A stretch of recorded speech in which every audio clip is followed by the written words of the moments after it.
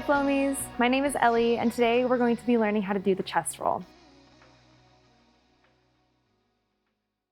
This trick starts with a reverse figure 8 in either one of your hands and a toss.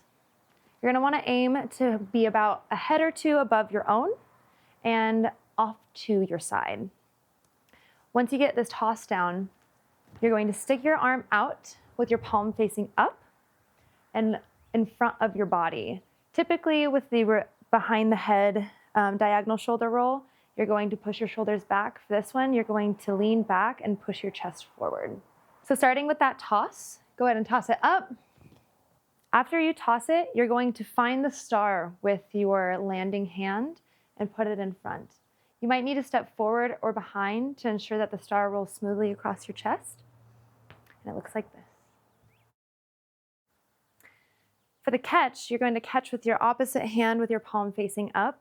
And as the star rolls forward, you should be able to transition into a forward vertical 8.